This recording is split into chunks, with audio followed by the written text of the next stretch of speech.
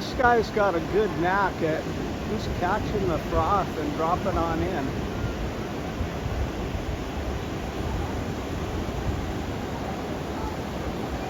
My name's David Stewart. I'm from Canada, Vancouver Island. I grew up in Squamish, BC till I was 18 or 19 and then moved to Vancouver Island.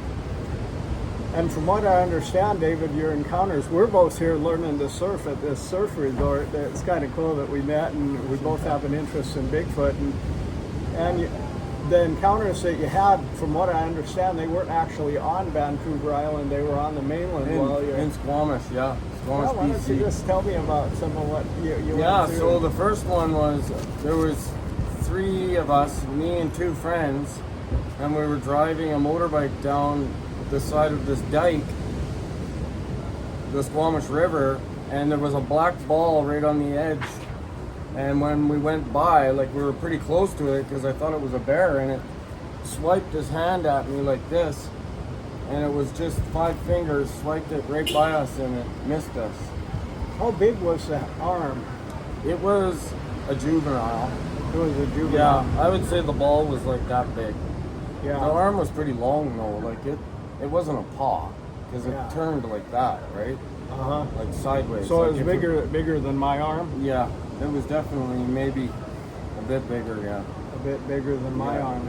It swiped at you. Yeah. And you both, Yeah. what did you do? I don't You know, probably- I you just probably turned to my just kept friends rolling. and was like, what the hell was that? That wasn't a bear, right? Yeah. And then And where is this at exactly? Squamish? Squamish, BC, the Squamish River, right at the end of it where the spit is. Uh-huh. They do a lot of windsurfing down there and stuff. okay. But there wasn't much windsurfing back then. There is now, though. And you were tooling along like on an ATV? Just a old Honda motorbike, and Yeah. there's 3 of us on it.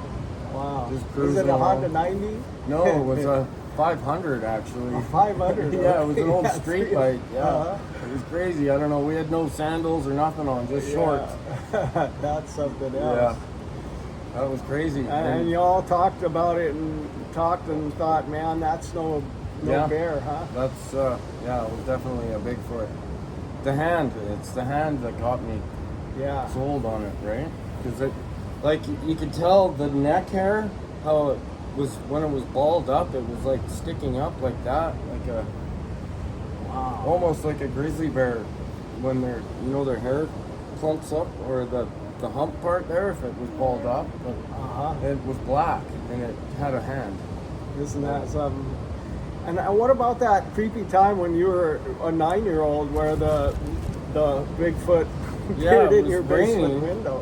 And my house, I lived in the basement, and there was a window about, I don't know, 3 feet by 3 feet, I guess. And then I heard I something. had my one light of was those on. in our basement too. Yeah, it's like 2 feet off the ground Yeah. or whatever. The Sasquatch, I could see it bent right over, looking. It was like this far from the glass, looking Yeah. in the light. And he obviously knew that I couldn't see it, but yeah, the head was huge.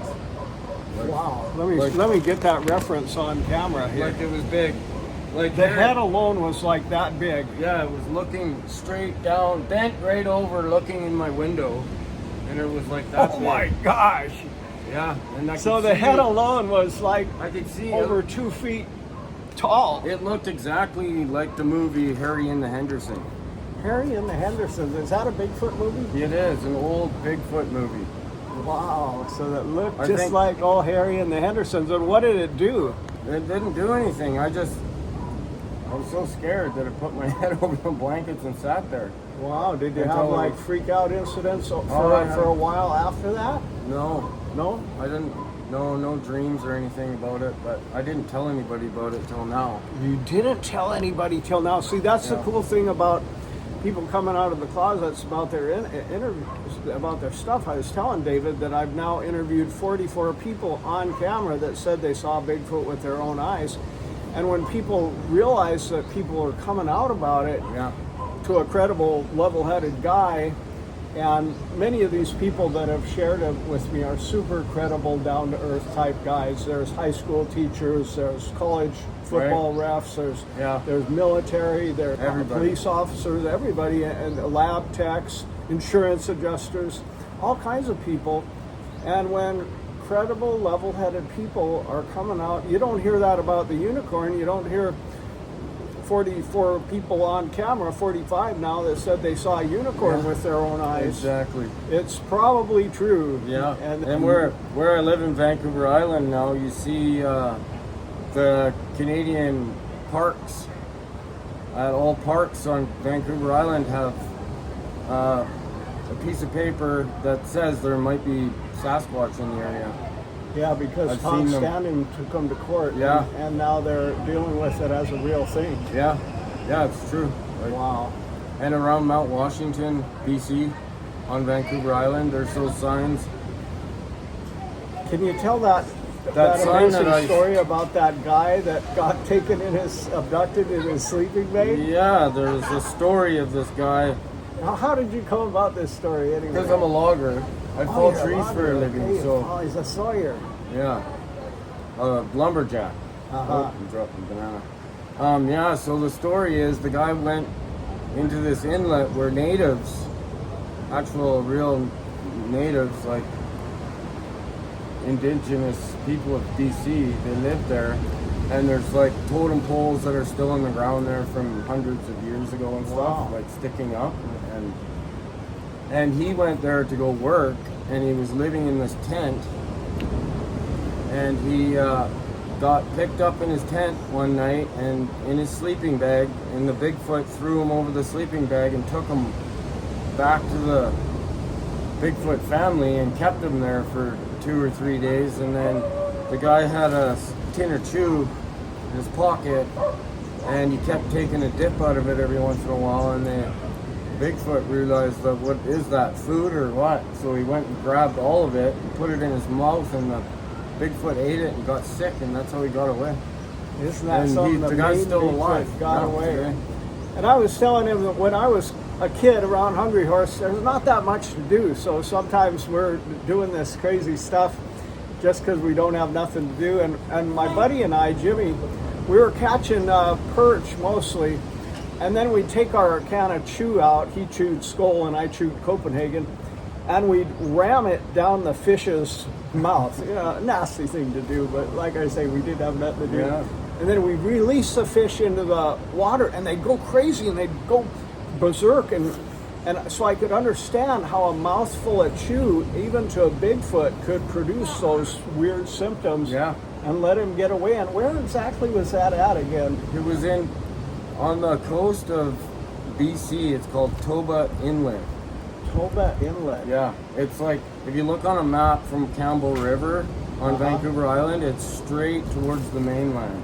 Straight toward the mainland there. There's nothing there now but a logging.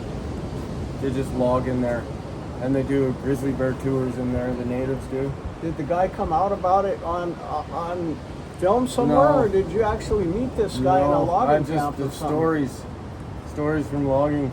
Stories from logging, I never ever met him, no. Wow. But it is a crazy story. That is a crazy story. You know, a native guy told me this story that was amazing up in BC, and the name will come to me in a minute. It's way up high in BC, and the guy was a Blackfeet, and he was visiting up there, and the native people said, now whatever you do or don't do, don't go up in that bowl above our community. And they said to him, why not? Is because years and years ago, they said that the Bigfoot could communicate. The Bigfoot, can you grab it please, son? This is my wife. This is my wife, Mary. What, sweetheart?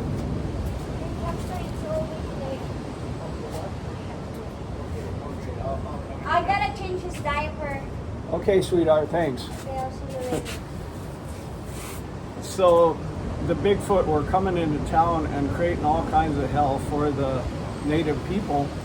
And so they sent a couple of guys up there on a peacekeeping delegation and said, we'd like to invite some of your leaders down into town to have a convocation of sorts. Yeah. So it's ancient lore of the native people there. It's not like something that happened even in the 1900s, but they said that a delegation of Bigfoot came down and they could communicate. Right. And they fed them good. They fed a nice meal. And then they said, now listen, we notice that you guys are coming down in here and raising everything that we have to do with, and how can we absolve this? And they said, well, the reason that we're doing this is you're coming onto our turf. It's almost like a gang war type situation. You're coming onto our turf, you're picking our berries, you're shooting our deer, you're messing with our food source, and if you'll just stop it, we'll stop doing what we're doing.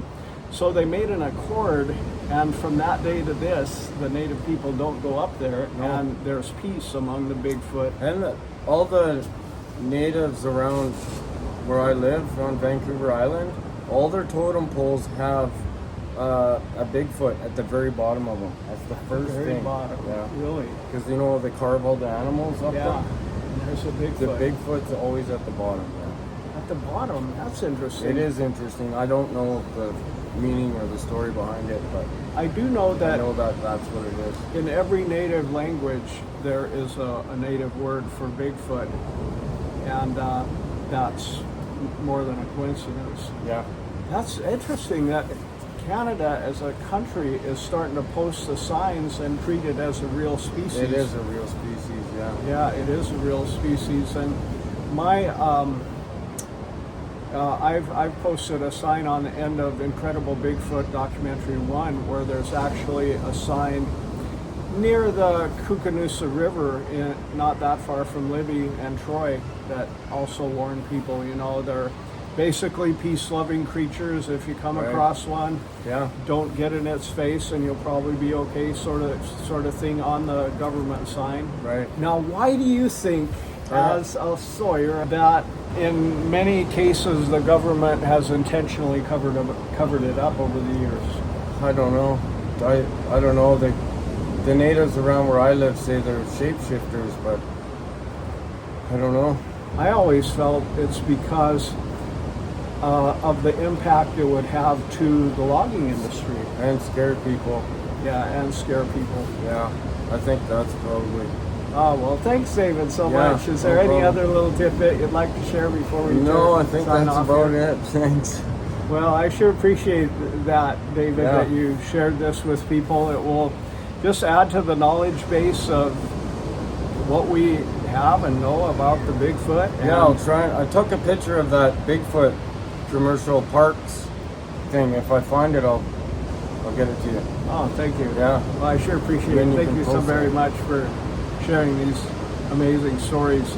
That's amazing that you never had any like nightmares or freak out incidents. That you must be a pretty stout-hearted individual, you know, to deal with that as a young lad. I don't know. I've lived in the nature and loved the nature, so I just that to me just seems like I was scared at the time, but I know they're harmful. They don't harm people. Hey, tell me just about that rock incident, because that's what got me interested in the whole. Oh yeah. I didn't believe in the Bigfoot, and then I had an incident where some giant rocks were heaved into the inlet in the middle of the night, and we didn't see the creature because it was pitch black. But that always got me interested and kind of probing into it. But okay. So the story is, it was about 2 a.m, and we were driving up the very bottom part of Mount Washington, the ski hill in Comox Valley on Vancouver Island. On Vancouver Island. There's a logging road that you turn off the highway to go up to Mount Washington, and then like half a kilometer there's a logging road that turns, and it parallels the highway pretty much all the way to Campbell River. So it's not that far off the highway. This is definitely on Vancouver Island. Yes, Vancouver Island.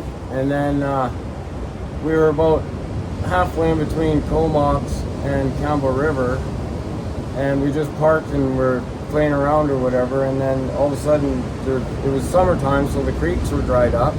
I heard something walk down this creek, and the creek's got boulders in it like this, so it's a rough walking creek. I could hear the rocks moving around every step it took, and it walked down the creek beside us and then over to this little pond, or a little bit of a lake, I guess. There's no beavers in the lake, and it was picking up rocks and throwing them in the water, and it would just be, the sploosh would be like sploosh, right? Yeah. And then I was like, me and my girlfriend at the time were talking about it, and she says there's Bigfoot around here, and I was like, that's definitely a Bigfoot. But I was so curious about the sound, I went back there the next day without her, and I tried picking up a big enough rock to make the same sploosh sound, and I couldn't. Like, my rocks were like sploosh, Yeah. sploosh, and this thing was like sploosh, right? Like, the rocks must have been like that. I really appreciate that story, because it was a spooky night on this lonely island on a canoe trip. My buddy and I said to him, Jay, are you up? I can't seem to sleep. And he said, no, I can't sleep either, man. There's something watching us, and it's freaking me out. And right as he said that, there was this giant splash in the Finger Inlet. And I've been around beaver all my life. We fished around this pond with beaver, and I've heard many beaver slap their tail. And Yeah. it can be pretty loud and a little startling, but this was like, probably, I'm just guessing, like 9 or 10 times that powerful. And I never believed in Bigfoot, and I never believed in it. But it always, in the back of my mind, I thought, well, what was that then? It wasn't a beaver. It definitely was, and it happened again. It definitely was something really freaking crazy. And I heard this weird story in Reader's Digest, where it was a true story where a goose flew so high that it froze, and it come crashing down to earth as kind of a frozen torpedo and splashed really hard. And I thought, well, maybe that's what it was. But then I became a believer in Bigfoot, and I actually was interviewing a guy who said his crazy girlfriend would see him and even feed him in that section of the Flathead River. Wow. And it explained everything once he said That's that. crazy. Well, really nice to Yeah, meet you, nice David, to and meet you thanks too. so much. For sure. He kept saying that the head looked just like the head of the Bigfoot on Harry and the Hendersons. I've never watched that show, but I'm going to. It sounds like a pretty cool show, and they evidently had a pretty realistic Bigfoot.